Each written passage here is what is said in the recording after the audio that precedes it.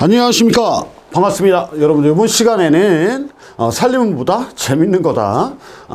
이번 시간에 교림과 외림에 대해 가지고 우리 같이 공부를 해볼 겁니다.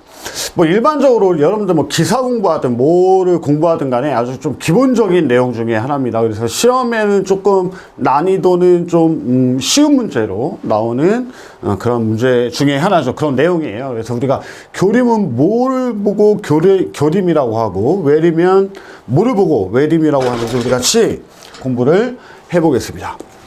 교림, 높을 교야. 높다는 얘기고, 그다음 외림, 이 외자는 뭐 외놈할 때 그 외에, 외나라 외 그게 아니고 키가 작을 왜 이렇게 얘기를 합니다. 그래서 우리가 다른 말로는 얘를 고림이라고도 하고, 고림 높을 꽃자를 써서 얘는 저림이라고도 해요.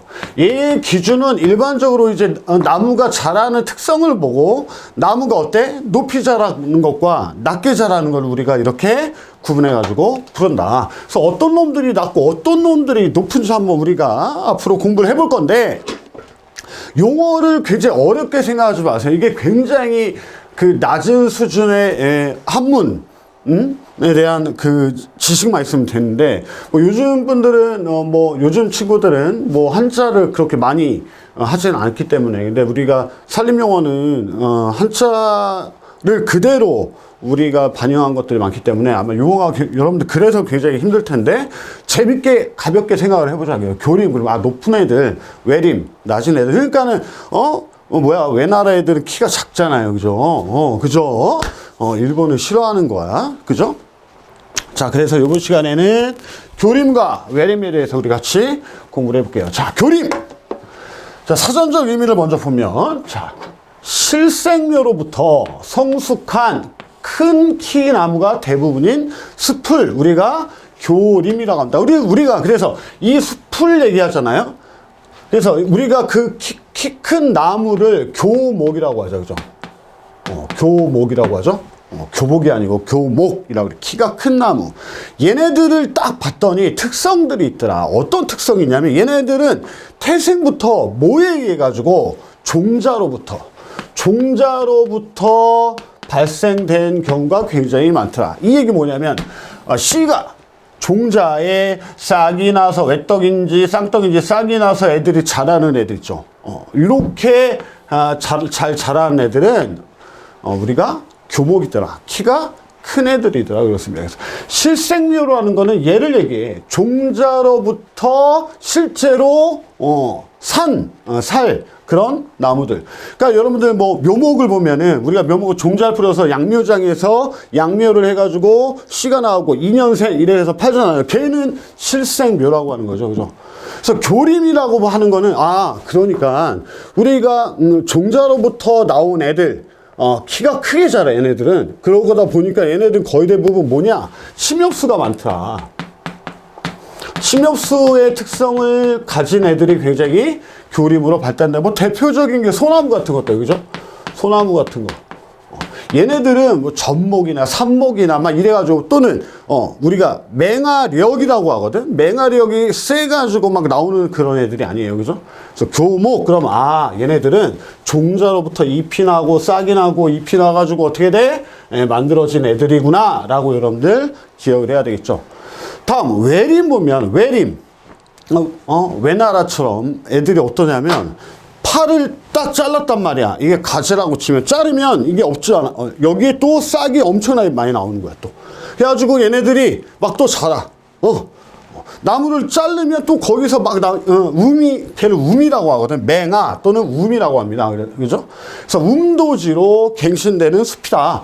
종자로부터 싹이 나가지고 이루어진 그런 숲이 아니고, 여러 가지 운도지로 발생된 나무들, 이를테면 뭐 맹아력이 센 나무들 있잖아요. 뭐 오리나무 같은 거, 그죠? 또는 리기다 소나무, 참나무 같은 것들이 굉장히, 나무가 이렇게 있는데 나무를 내가 싹둑 잘랐더니 여기 어떻게 또 막 나오는 거예요, 그죠?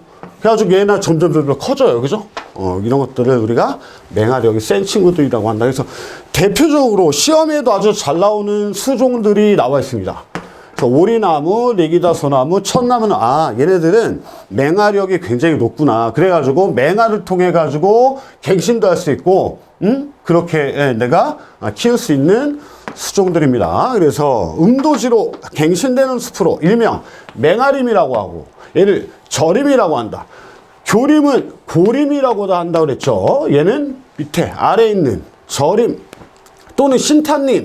신탄님은 숯을 얘기합니다. 숯을 만들기 위해 가지고. 그래서 여러분들 대표적으로 참나무 같은 거 숯 그러면 여러분들 뭐 고기 같은 거 먹을 때 어때? 숯 좋다. 좋다 이러면 참나무잖아요. 그죠? 참나무가 굉장히 숲으로 좋죠. 그래서 그런 숯을 생산하기 위해서 우리가 나무를 생산하는 주로 참나무들이에요. 그죠? 이런 것들을 우리가 신탄님이라고 한다. 그 특징이 뭐냐면 교림은 봐봐요. 교림은 실생모 종자부터 시작해가지고 여기에 싹이 났고 잎이 나가지고 얘들 쭉쭉 자라야 되겠지. 시간이 엄청나게 오래 걸려. 우리가 뭐 목재를 생산하든 간에 뭐든 간에 얘가 1년, 2년, 3년 뭐 자라야 되잖아요. 그죠? 외림 같은 경우는 굉장히 빠르다. 빨리 자라는 특성이 있어. 빨리 자란다. 그래가지고 우로서 갱신되는 숲으로 벌기가 짧고, 벌기가 짧다는 거는 뭐야? 벌채될 때까지 자라는 기간을 얘기하는 거예요. 그죠? 빨리 자라니까 어떻게 돼? 빨리 벌채해가지고 내가 생산할 수 있겠죠? 뭐든, 뭐, 신탄님이라든지, 수출하기 위해 가지고 빨라야 돼. 또, 이목 분수가 많습니다. 나무 하나에 얘를 이렇게 잘랐더니 여기에 막, 이렇게 나와가지고 얘네들 또 자라는 거야. 또 잘라먹고, 또 자라면 또 잘라먹고, 또 잘라먹고, 그죠? 계속 해가지고, 잘라먹는 거죠. 그래서 얘네들은 아까 우리가 교림 같은 경우에는 침엽수가 많다고 했는데 외림 같은 경우에는 화렵수가 많은 게 일반적인 특징이에요. 그죠? 자, 그래서 실생묘로부터 성숙한 큰 나무가 대부분이 숲을 얘기하고, 실생묘는 뭐냐? 여기에서 나오는 실생묘를 다시 한번 종자로부터 만들어진 묘목, 그죠? 종자를 통해 가지고 얘가 싹이 나고 잎이 나서 만들어진 묘목이다. 특징은 어떤 특징들이 있느냐? 모수의 형질은 전목, 선목보다는 덜 받아요. 이 얘기는 뭐냐면, 자, 종자도 엄마가 있을 거 아니에요. 그죠? 엄마에서 수정이 일어나가지고 거기에 종자가 나온 거 아니에요. 그죠?